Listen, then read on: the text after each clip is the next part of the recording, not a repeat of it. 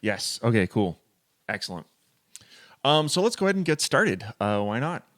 So first off, I have to say that, I thought I'd jazz things up. It was really it was like raining and cold this morning. So I feel like, you know what? I feel like I wish I was Tony Hall in Hawaii.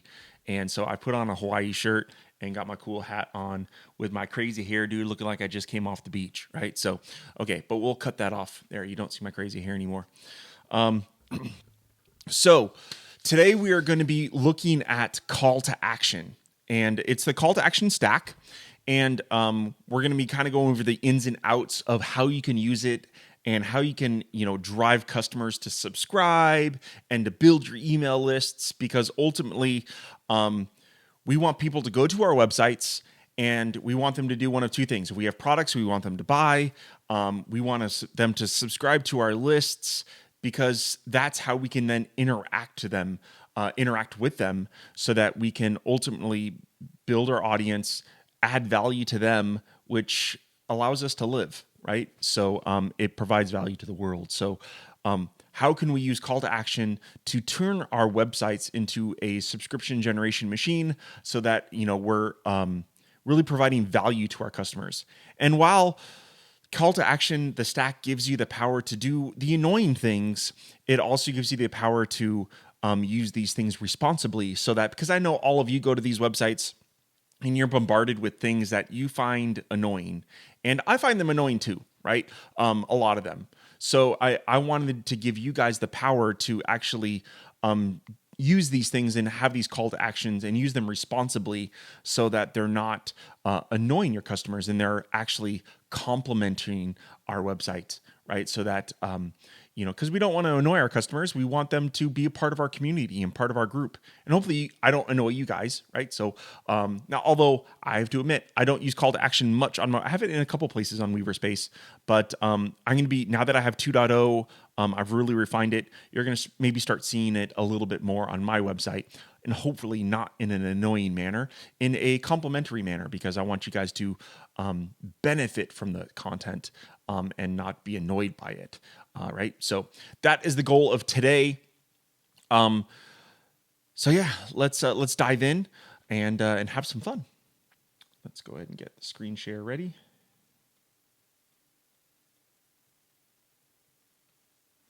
Okay, and here we go. Okay. Oops. Close that little app. So, as in true fashion of last week, I didn't prepare anything.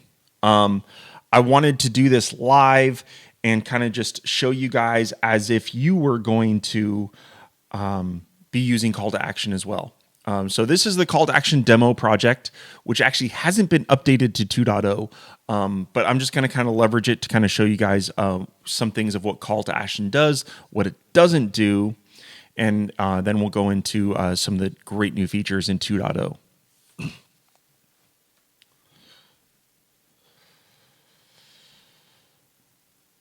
Okay, so what is call to action? Actually, to start off, let's go ahead and go to Safari, not Affinity Designer, Alfred. Let's open this really quick. Didn't want Designer. That was an accident. And where's Safari? It didn't open my window. New window. Here we go. Okay. Just for cleanliness, let's go ahead and minimize that. And I'm just going to go to the we're going to go to the call to actions website. So what call to action does is it allows you to integrate various things into your websites. Okay, and let's go into integrations right now. Okay. Actually, let's go to actions really quick. So if we go to actions, we'll notice here's a call to action. It loaded on page load. That is an option. So you can open up, let's say, a lightbox that says, hey, do you want to subscribe to our list, so on and so forth. There's a lot of configuration options that we can do here. But just to let you know that call to action manages these triggers. Okay, so it's things like on entry. So it's on page load, maybe on page load after 30 seconds. Okay, maybe it's when you click on a button. So you click on this button and then the call to action comes in. Okay, maybe it's exit intent. So if you, look, the website thought I was going to exit and it launched something to say, hey, I see you're just about to exit. Maybe you give someone a special offer or something of that nature, right? So you could do things like that. You could also do things based on scroll position. So as you see, as I scrolled about halfway down the page, we had this glider open from the top that then asked, if we want to subscribe to the list or so on and so forth. Okay, so there's various ways. Now in version 2, there's a lot more ways. We'll be going over that for right now. But for right now, that kind of gives you the idea. Call to action, what the stack does is it gives you a lot of different ways to trigger actions. And what are those actions, Joe? Now, call to action itself actually doesn't have any sort of lightbox or glider and things of that nature. What it does is it integrates with your favorite stacks that you have, right, already. So, it integrates with Reveal. If you're using Foundation, that's the Reveal lightbox. It integrates with Expose, which is one of my other lightbox stacks. It integrates with Glider, right, which you can have glide from any from the top, bottom, left, right of your website. All right. It integrates with Peekaboo, which is another interesting way to, hide and show content on the page. Integrates with Big White Ducks, Andrew's Pop Drop, as well as it's not listed here, but does integrate with Limelight as well, which is his latest really fancy lightbox. Integrates with Elixir's Focus. So this is a really cool, like full screen. It takes over everything. It's maybe a little intrusive, but hey, it's a really cool option. Okay, integrates with Topbox, a bunch of other light boxes, Fancy Viewer, Modal Pro, Pop Box from 1LD, and Notice from 1LD as well, which is kind of a nice little thing that pops down from the top. And if you have ideas for more integrations, you're like, hey, I got this cool stack, Joe. I think it would be really cool to integrate that with call to action. That'd be cool too. Another nice thing that call to action does is it has this it's kind of like a free bonus stack, right? It's called Scroll Line. It's at the very bottom of this page, and as I scroll down the page, you'll notice that it's like a progress bar for your web page, right? And then when it hits the very bottom, it can trigger a call to action. So it's kind of just a nice little utility, kind of freebie that as I scroll up and down the page, you can actually scroll. Has kind of like a faux scroll bar progress indicator. And as you saw, as I scroll the bottom, it launched the CTA the first time, but it doesn't launch it every time, or else that would just be annoying, right? So that's a really quick overview of what call to action is. I recommend here's a list of some really great articles. This is on the call to action demo page. I recommend that you read these to kind of learn some use cases on where you can add call to actions. Right? It's not just based on scroll, like buttons and things of that nature, how to properly use call to actions on your website. I recently, I talked about it earlier this morning. I recently read a book called How to Build a Story Brand by Donald Miller. That was a great book. It's kind of more of it's a sales book, because that's exactly what call to action is, right? It helps you integrate with your sales process to ask people for their feedback, or subscribing to your lists, or having them go to some sort of maybe a free PDF or things of that nature, right? Where you can interact with your customers and get them to actually click on something, right? Interact with your websites. So that's the whole point of call to action. Okay, so let's dive in and start looking at call to action. So where'd Rapper go? Here we go. Okay. So the demo project that currently ships with call to action is built with version 1.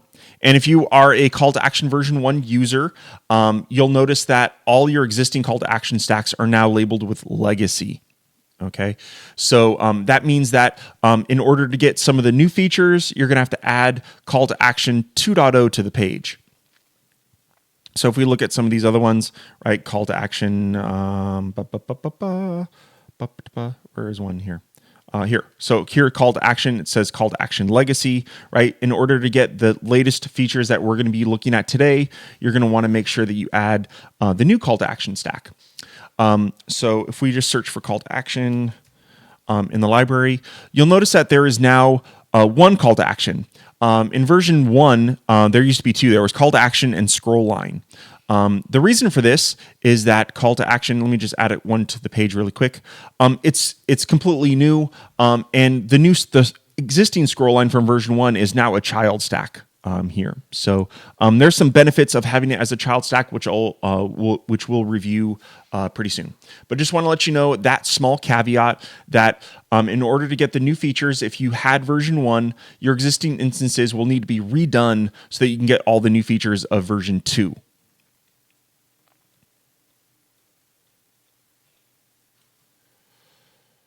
Now, right now, I just wanted to quickly break out and let you know. So if you're an existing call to action user, you got a free update to 2.0. Okay. Now, version 2, it was a completely revamp of everything. I rethought everything. I added 13 triggers. Recently, or a few minutes ago, I showed you that there were 4. There are now 13 different ways to trigger actions using call to action. Now, with 2.0, I am going to be raising the price. Currently, call to action is $20. It's $19.95. I'm going to be raising the price to $39.95 April 1st. Okay. That means I am letting everybody access call to action 2 for the price of version 1. So basically, you're getting 50% off for the rest of this month on call to action.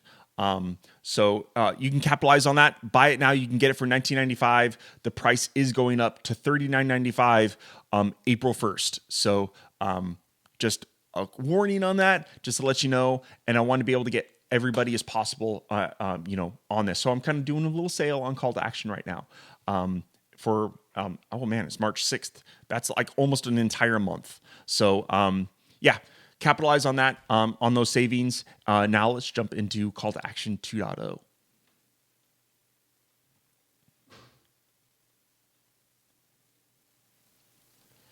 Okay. What I'm going to do is I'm actually just going to, we're going to open up, let's open up my sandbox project file. It's just kind of a very generic page that just lets you scroll pretty long. I use this for testing various things. As you see here, I was using this for my Seams release, which I did a live last week. And I was testing out some of the cool animations that we have now with Seams. I'm not going to dive into Seams and play around with it today. I just wanted to let you know about that. And you can kind of see that here. But we're not going to review that. And actually, not to distract you from that, I'm going to remove that from the page for right now. Okay, so right now we just have a generic page and just has text so we can just scroll up and down and kind of play with things. So what I can do is I'm going to add some call to actions to this page. Let's add it here.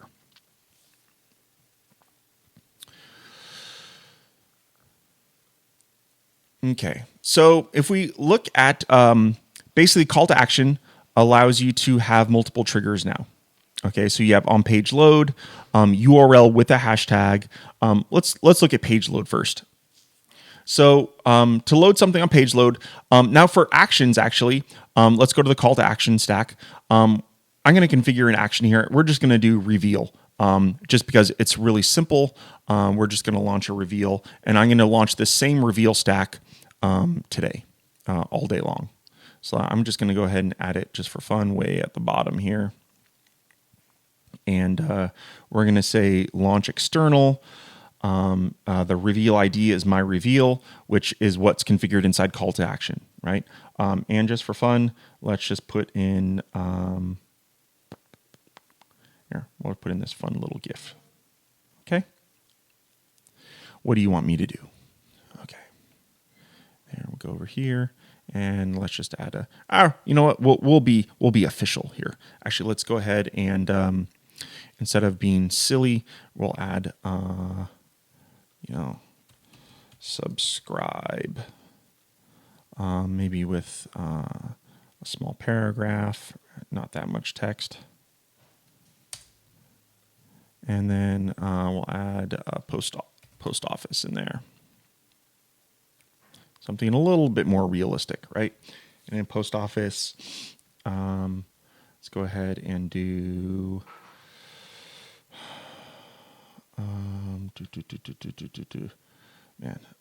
we want inline form. We don't want name. I just want email address. So I want email, and button, I want it to be alignment right. Yeah, that's fine. No, not full width. Oh, shoot, I forget. How do you do, fields. Custom sizing. There we go. Here we want email field to be 80%, button to be 20%. Okay, there we go. And then size small. I know I have, inline button. There we go. Boom. And I think that will do, right? Oh, and field gap 0. Cool. Show labels? Nah, no show labels. Okay, let's preview that. So on page load, oh man, I messed up there. Oh well. Let's fix that really quick. It's been a while since I've played around with post office. So we want to show sizing, emails 80%, buttons 20%. Makes sense. Subscribe. It is quite large. Here, let's just do this. Boom. We're going to add one column in there. I'm going to make it 8. Just a little bit smaller. Does that make a difference? Okay, that's good. I probably had like some sort of max width setting on there. And then on here, we're going to remove gutter never.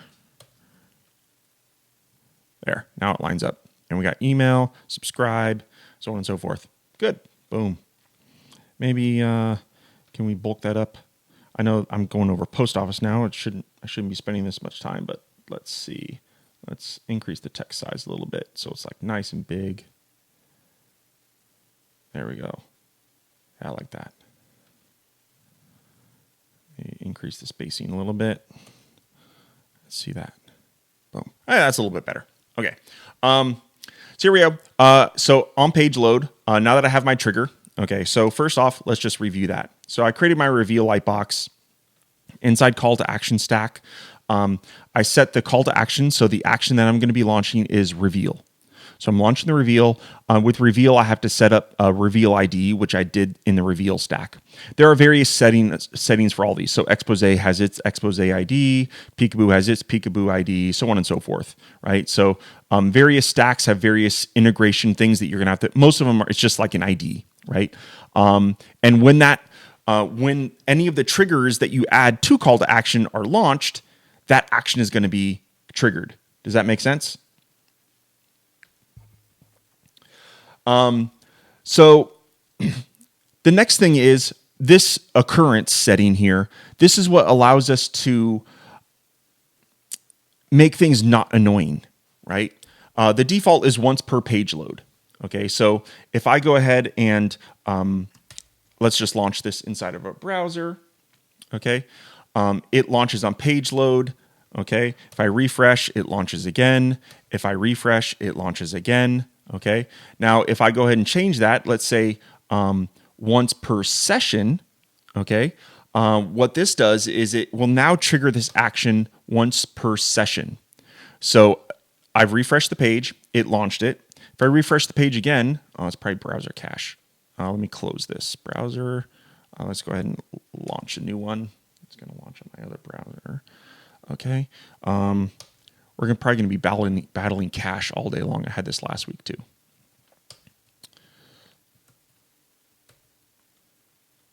What the heck? Once per session.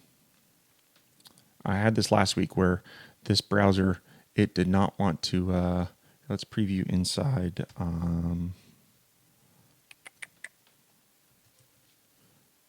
Let's preview in a different browser here. Different cache. Okay, so loaded on page load. If I refresh, okay. Well, maybe that is an issue. Maybe it isn't working. Once per session. What that should do is I'll make sure I look at that and see if it's a bug. I'll test it some more. But once per session, it means like it'll trigger it once, and once that action is triggered, it won't actually trigger that action again until they close the browser window, reopen it again.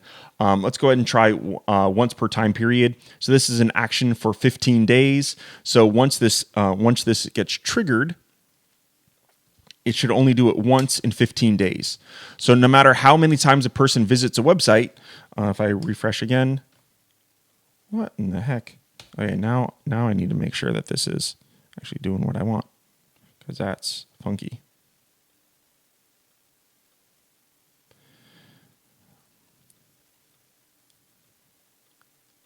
See, it's not doing it. Interesting. It's not storing the storage. What's going on here?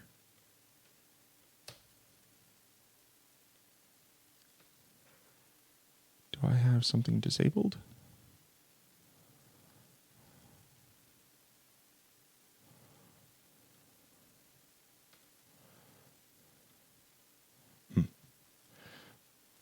Only once. Let's see if this is working.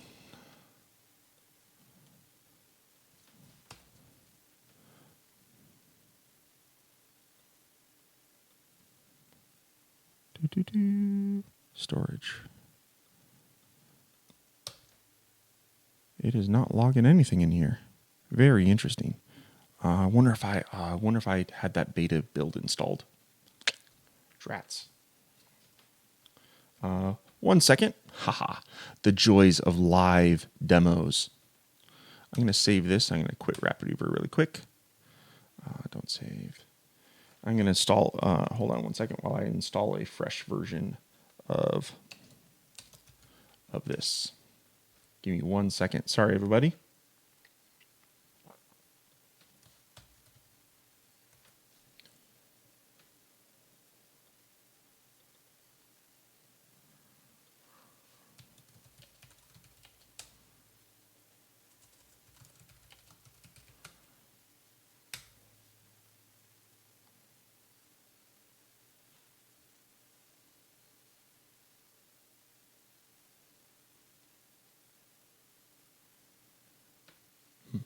I did a demo of this on my Hangout last week and had it all working great.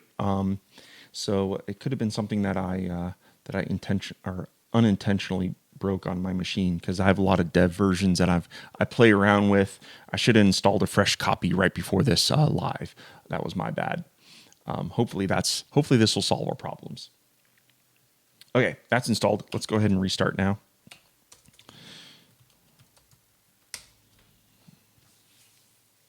If you guys are curious, I always get questions. That little launcher that I use, it's Alfred. I love it. A lot of people ask me about that after I do videos. So that's Alfred. I love it.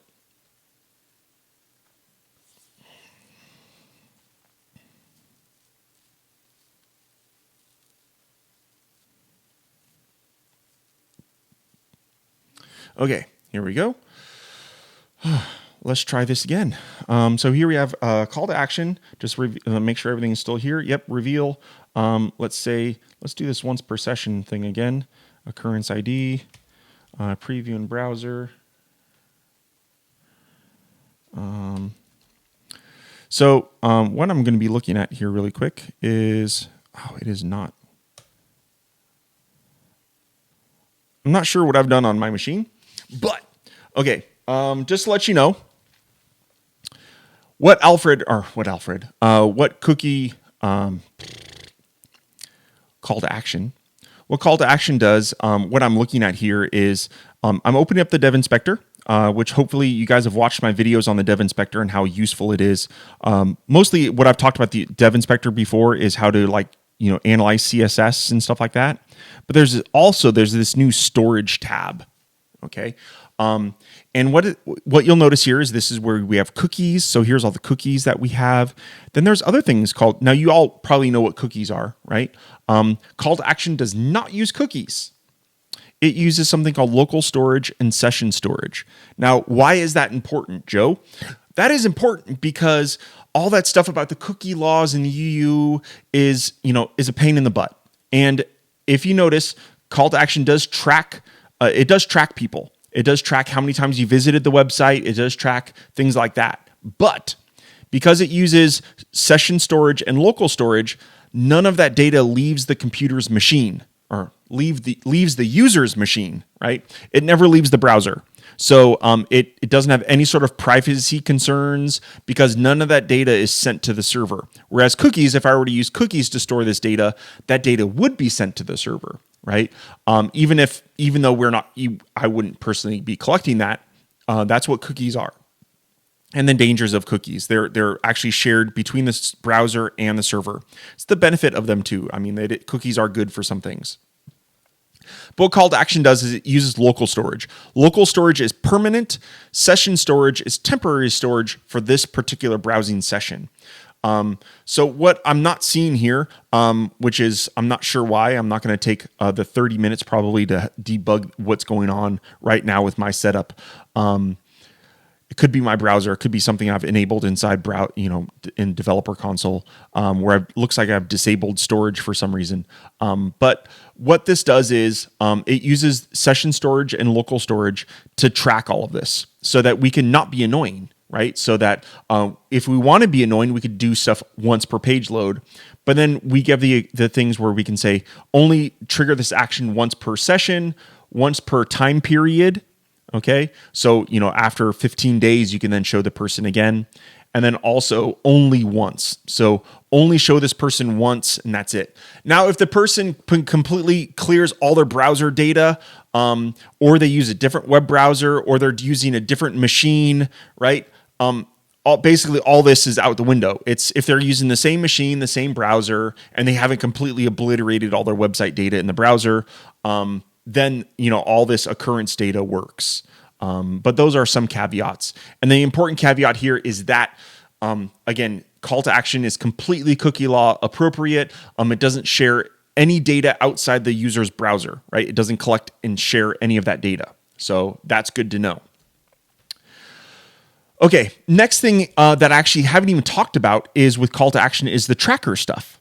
So call to action integrates with analytics. So you can have Google Analytics. I personally use Matomo, previously called Piwik, and then you can have Go Squared, Clicky, and it provides custom tracker functions as well if you have something other than what these defaults are.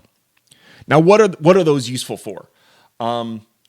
Basically, what those are good for is when, let's say, for instance, you want to do some A/B testing. Maybe you want to know how often a user is seeing an action being triggered.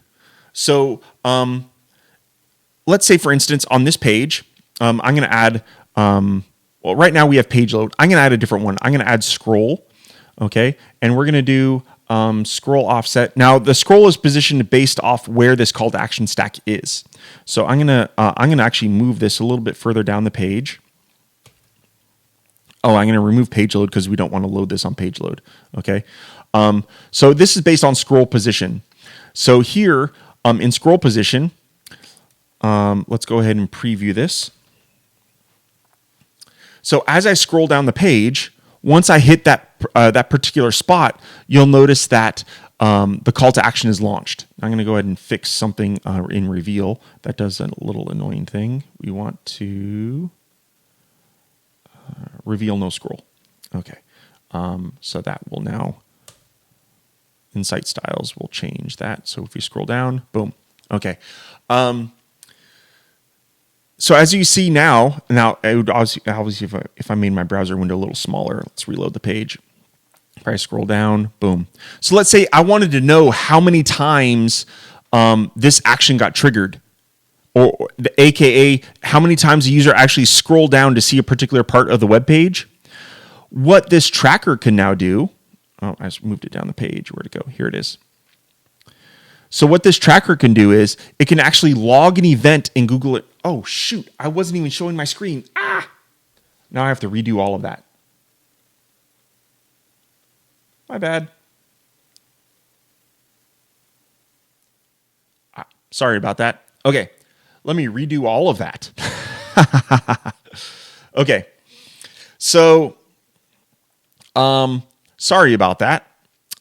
So what we're going to do is, let me just re-show what I've done. So here I have the call to action on the page. And what I did is inside call to action, I added a scroll.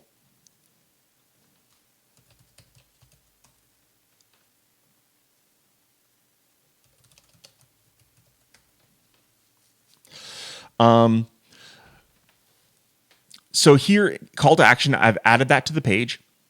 Okay. And I've added the call to action stack where I want to trigger this scroll. So once I reach this part of the page, call to action is going to launch reveal. And basically when it's also going to send an event to Google Analytics. So here I've added a scroll action. So I've added scroll. And basically now let's look at what this does. Let me scroll to the top. Refresh. So as I scroll down the page, you'll see that, boom, call to action was launched once I reached that part of the page and my reveal lightbox opened. And what else it's done is it sent a Google Analytics event to Google so that I can see inside my analytics package how many times this has been triggered by users.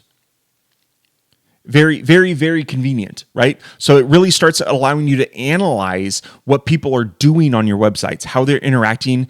And this gives us data like if I didn't even want to have an action here, so let's say call to action is none.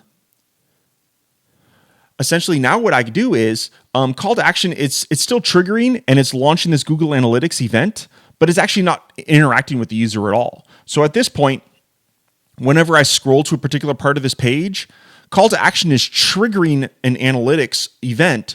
And that could be a way, maybe you want to know how many people reach the end of my page, right? So it's maybe a way to see how many people are scrolling to the bottom of a page, things of that nature. So you don't actually have to trigger any actions in call to action to get benefit. You can just launch these little analytics events so you can track how many times a user scrolls past a particular part of the page or any of the other triggers here, okay?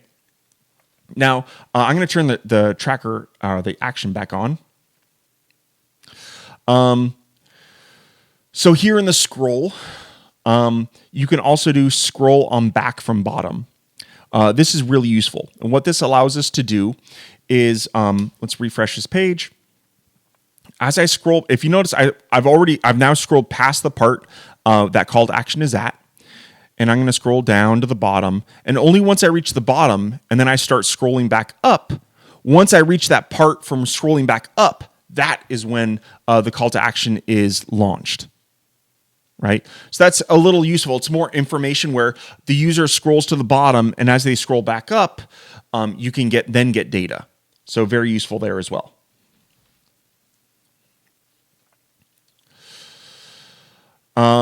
Okay, so let's review some of the other actions that we have. So here we have URL with hashtag. What this allows us to do, this works better on a published page rather than inside RapidWeaver. Essentially, let's say I have a hashtag called trigger. Let's preview this. What this means is the action will only be triggered once you have a hashtag added to the page. Okay, there we go. So as you see, once I add it, so this is a way of triggering a call to action via a URL. This is convenient for maybe you want to, if you have a link inside of an email and you want to trigger a call to action, if someone clicks that specific link, then the call to action will be triggered, right? So if I go to this URL without that hashtag, we don't see that. It's only when I have the hashtag in the URL that it actually works. There we go.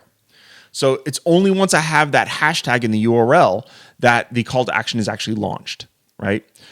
This is useful. The other day, Johan asked on Weaverspace how he could launch Limelight from a URL, right?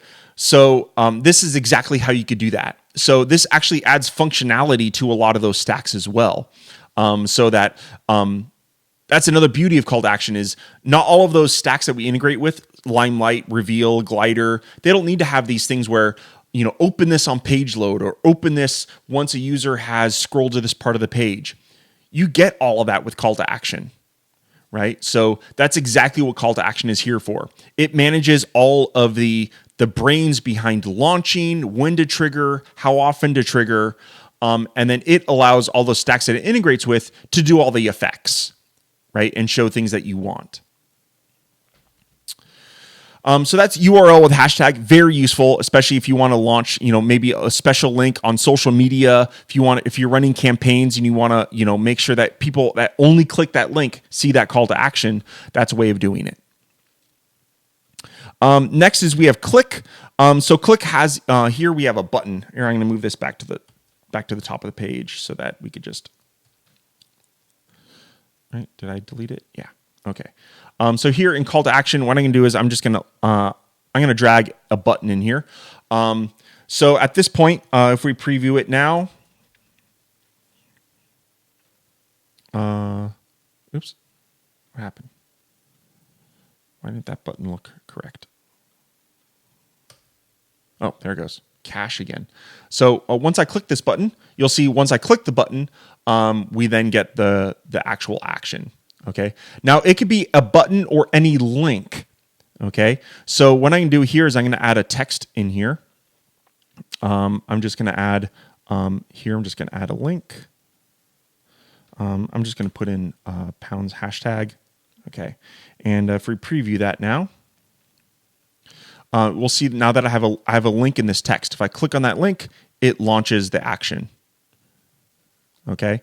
And again, that action here, I still log in the tracker. So this is, again, whenever anyone clicks this link, we launch the action, plus it's sending that analytics tracker over to Google or Matomo or whatever your favorite, analytics package is.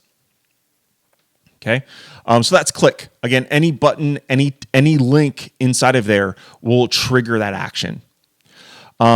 We've already seen Scroll. It allows you to own this scroll offset. I didn't talk about that. That is basically, if it's within 50 pixels. So it gives you some buffer, right? So it's, and again, it's whenever this call to action is on the page or where it is on the page, that's where that action is going to get triggered on.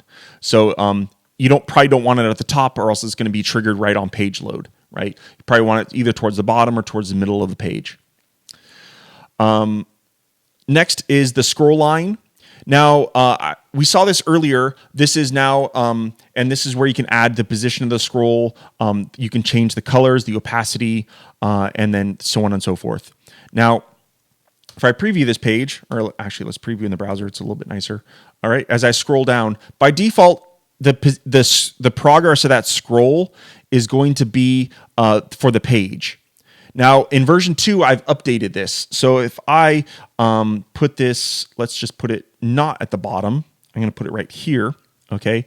The percentage of this scroll line is determined by the position of it on the page, okay? So if we refresh this page, there, let's preview again. We'll see that once I hit, oops. I think maybe it's a.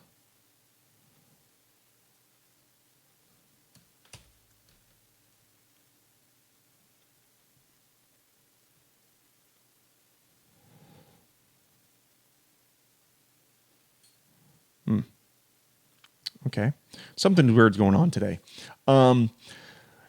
The progress. Oh, it's because I didn't check this box in scroll line. Check on based on CTA position. There we go.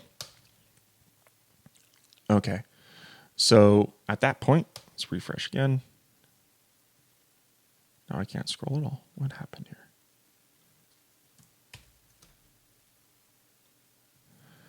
Okay, there we go.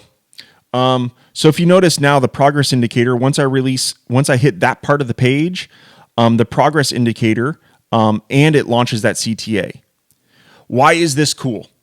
So I had some users that wanted to be able to, instead of showing the progress of the page scroll, they wanted to show the progress to the end of a blog post. So imagine having this call to action at the very bottom of your blog post so that the user, as they were scrolling down the page, they knew how much longer they had to the end of the blog post. Because a lot of times after the blog post, you have the footer and you have extra content that doesn't really portray the actual the content length. So by using call to action and scroll line and having this set to be based on CTA position, you can actually base the scroll off where it is on the page. So hopefully that makes sense. Very cool, very useful. Alex says, what if we wanted to track all clicks or links or text or buttons throughout the entire page?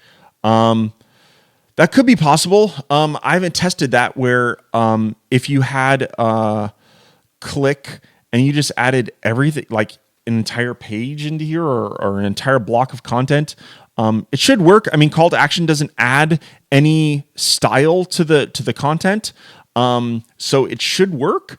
But that's a lot. And also, if you added multiple clicks, you wouldn't be able to know which link they clicked, right? And there are other ways to kind of get that data, some of that data inside Google Analytics, so you can see refer data, so like what page is coming from where. So if you're linking to other pages, that's a way of doing it. But this is really probably best used on a single basis. So if you want to track a particular button, or maybe a few different buttons on the page, you can see exactly which button they're clicking most. That's probably how I would use it.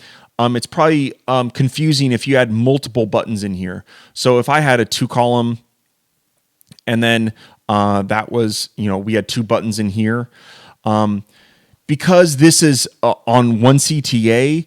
Both of these button clicks are going to show up as the same event. We're not going to know if it was this button or this button that was clicked. So as of right now, I'd probably recommend having just a single button or link, or to track inside of call to action. Okay. Let me just look at a couple of. Is call to action limited on mobile, or does scroll position? No, call to action still works on mobile. Yes, you have the same functionality on mobile as you do on desktop. There is no differentiating features between desktop and mobile. But remind me at the end. I will show you how you can use call to action in conjunction with something like Agent or Total CMS Toggle and things of that nature to configure when a call to action is used and when it's not. Okay. Let me just go through a few of these. Okay, exit to URL bar. We saw this one earlier. I've refined it. It's a lot better now. If you asked, call to action users that used version 1 versus version 2, this is just a lot better. Because basically we have a delay. So basically if someone scrolls, moves their mouse out and then back in, it kind of eliminates the need for that. So the exit on intent is just a little bit better than it was before. Next we have window hidden. This is an interesting one. Let's preview this.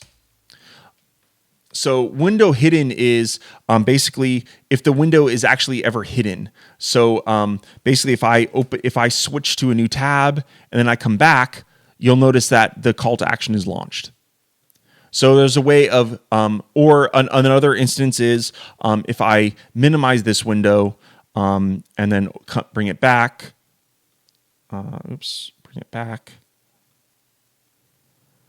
You'll notice that, boom, the call to action launches, right? So whenever a window is hidden, you can then, when the person returns, it can launch the call to action. So that's another interesting one. Next up, we have idle time. I'm not going to demonstrate every single one of these. What idle time allows you to do is if a person is idle on a web page, so basically not doing anything for a particular amount of time. Right. So I don't know. Let's set this to something really small, like 5. So let's go ahead and preview. And what I can do is, so I'm active on the page. Okay. And basically what I'm going to do is I'm going to be idle. So 1,000, 2, 1,000, 3, 1,000, 4, 1,000. Oh, there we go. So if you saw, I was idle on the web page for a certain amount of time, and that action triggered. So that's an interesting one. Again, idle time. You can also say trigger on wake. So let's go ahead and I'm going to put that as 2 seconds just so we take less time. Okay. So I'm active on the web page. I'm going to be inactive, maybe swap over to a different thing. So 1,000, 2, 1,000, 3, 1,000. If you notice, the action wasn't launched, but if I go back, it's now launched once I return to the window, right? So it's a lot of interesting ways of tracking kind of users, how they're using the web page, and maybe that is, hey, you're glad you're back, or something like that. Active time. Okay, active time is very interesting. This allows you to track how long a user is on your website. Okay, and this is across web pages. So if I spend 5 minutes on the web page, then launch an action. So this is really interacting with users that have been on your website and they've actually invested some time and they're actually spending time on the website. So maybe you want to reward them, or at that point they're interested, right? So they're interested in your website, interested in your content. Maybe you launch something that maybe promotes a product or something like that. Something that someone who's more interested is going to be interested in, right? Now you can also, there's a setting here to track across sessions. So by default, this timer, if I close this browser window and open it again, it's going to reset. But if you want to track it across sessions, what it's going to do is, if I'm on your website for 2 minutes, close it, and then tomorrow I come back and spend 3 more minutes on the website, at that point, it's going to launch, right? So it really gives us a lot of ways of interacting with users based on time they've spent on the website. The next one is an interesting one. I've never seen this actually done, but I think it was an interesting concept. Okay, and this is away time. So this is triggering actions if a person has been away from your website after a certain amount of time and then comes back. So, for instance, let's say I visit a web page and then I return 30 days later. Now, if I return a week later, I'm not going to see anything. But if I return 30 days later, I will see a new call to action. Maybe that is a way of saying, hey, we've missed you for the past month. Here's the past, maybe a couple blog posts that we've released, in the past month that you could be interested in. And of course, if you're using Total CMS, you can automate that with the blog list stack, right? Things of that nature. So it's a really interesting way to show people some different content based on how long they've been away and they're coming back. So maybe you can welcome them back. Next is page views. This is pretty apparent, right? If a person views the number of pages, a certain number of pages, then trigger the action. So let's go ahead and let's test this out. This one's easy to test and kind of show live. So I viewed this page once, twice, 3 times, 4 times, 5 times, and there we go. So it's now launched. We've seen that we visited this web page 5 times now, and it triggered. Okay, and you can track this across. By default, it's across sessions, right? So by default, it's only in this active session. So if I close the browser and relaunch, that count would reset. But you can enable to track this across sessions. So if I view your 3 web pages, close the browser, and then tomorrow come back and view 2 more, then it will launch, right? So it's a way of tracking page views. Next is unique visits. So this is after the 5th time I visited a website, launch, right? So let's change this to 3. What I'm going to do is I'm going to let's refresh this. So I visited this, and I can refresh it. I can visit as many pages as I want, okay? But once I close this, relaunch it, okay? That was the 2nd visit. Maybe view a couple web pages. I'm going to close it. I'm going to revisit the website. This is now my 3rd time, so there we go. Right? So I've now visited on my 3rd visit. It's shown me the content that I want. So pretty interesting. And then next, let's see it towards the end. We're getting towards the end. The next is external trigger. This one is sort of something for the future. This allows me to expand call to action. So by default, what it does is it allows me to integrate with call to action from other things. Okay. And I've added some default ones out of the box to be interesting. So it could be form submission. So you can launch a call to action based on any form being submitted on the page. Now, a little caveat here is it would be better to integrate if I were to integrate this into, let's say, my foundation forms, because right now it's very generic. It will work with any form stack or any form period, and if that form is submitted, it will trigger the action. But it doesn't know if that form was successful or if it was if it errored out, if there was an error submitting the form, right? So there's no logic there. It's just if a form was submitted, trigger the action. So maybe in the future, I plan on maybe adding some direct integrations with foundation forms so that if the form is successful, only then trigger the action. And you'll see more things pop into this external trigger as over time as I integrate them. There's some other interesting ones. So HTML5 video and HTML5 audio. Again, these are very generic. It's any HTML5 video or audio, not YouTube embeds. This is HTML5 video or audio. If they end, so if someone watches an entire video and that video ends, trigger an action. Okay. This is another way where maybe in my HTML5 audio and video stacks, I can add some more special integrations here. So if a user is a certain amount of time from the end or something of that nature, right? But these should work with my HTML5 video and audio stacks now, so that out of the box, if the video ends, it will trigger an action. Okay. And so this and these other settings, external CTA events and custom events, they're really not used by anything right now. I just have those for future growth so that I can integrate things into call to action. Okay. Now, I promised I wanted to show a way of, I saw Scott showing up in the room and showing how he integrated call to action with site lock. Okay. And so I want to show you something on how we can control when call to action is used. So I'm going to use my agent stack for right now, just to kind of show you. So if I throw agent on the page, call to action now works well with agent and any other kind of PHP visibility stack. Okay. So here we have agent. Basically what I could do is I can target a mobile device inside agent. So at that point, this call to action will only work on a mobile device. Okay, so it's just, there's really nothing else you need to do. It just works out of the box. So if you put call to action inside agent, that call to action will now obey agent's rules. And the same thing. So Scott says he used it with Visilock inside SiteLock. So here, if we have a Visilock stack, right? So here we can have a call to action only when, let's say, a user is not logged in.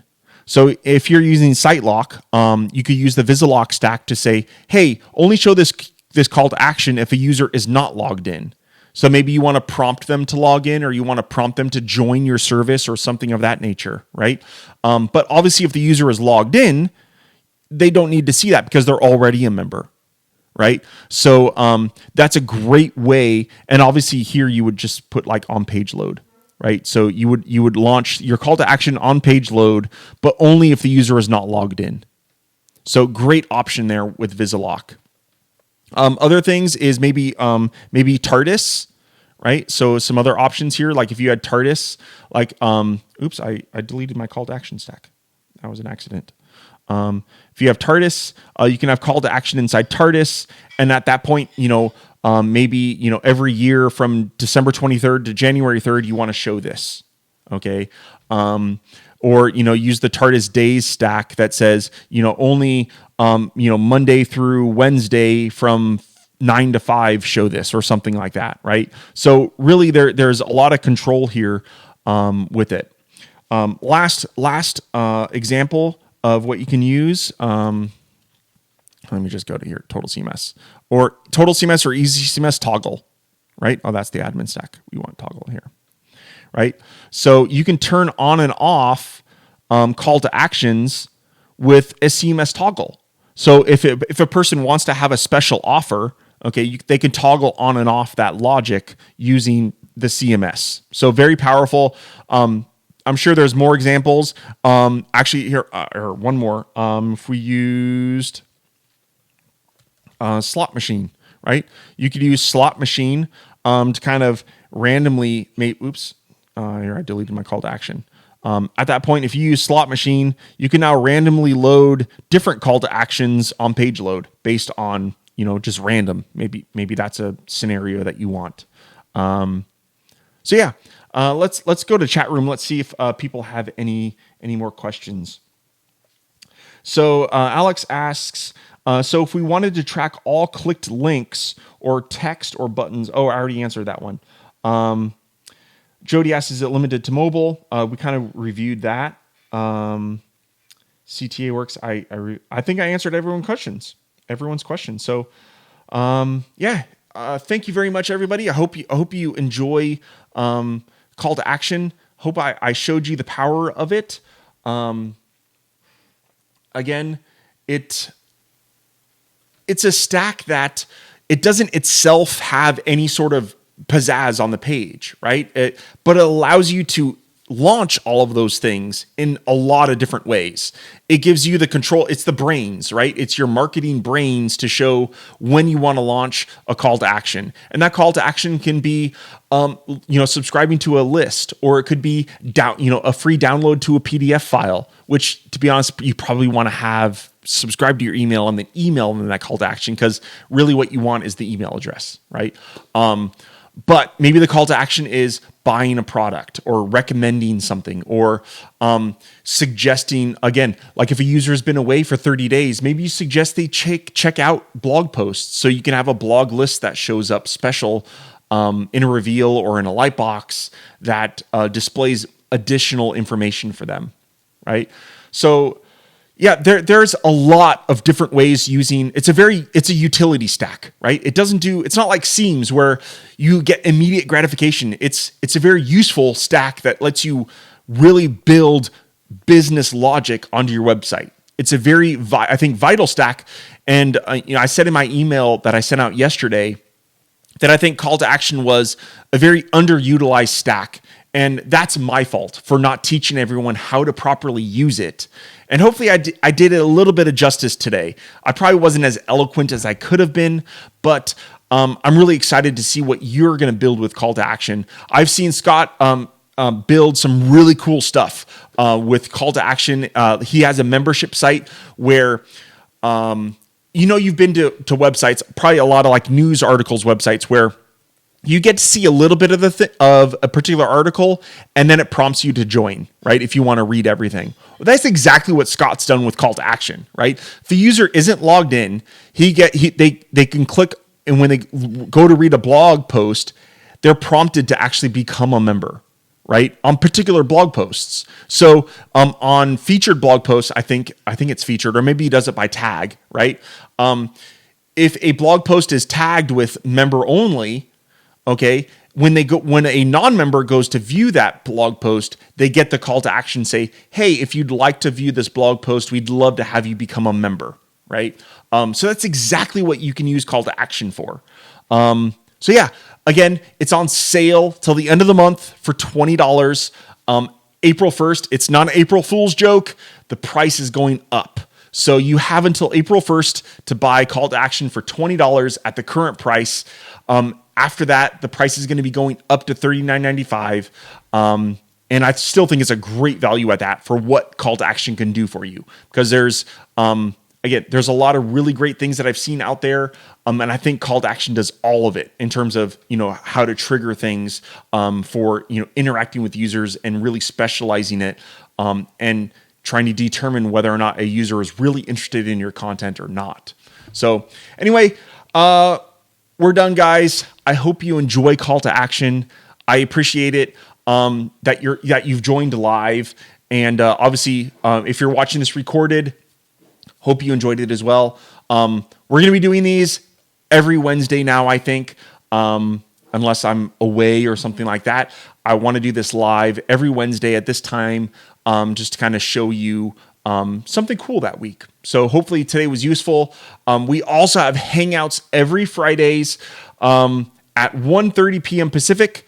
And I might do some more live stuff on there, maybe to kick off the hangoff with a what's new in Weaver Space that week sort of thing. Maybe show off some updates that were shipped that week, something, and maybe get some people and more people involved on that, but still stream it on YouTube. And then after I've done that live, we can then continue with the normal hangouts that are fun, and we just shoot the shit and have some fun and chit chat and talk about weaving and everything else, tech or non-tech. So anyway, thanks guys. I hope you enjoyed this video, and we'll see you next week. Bye.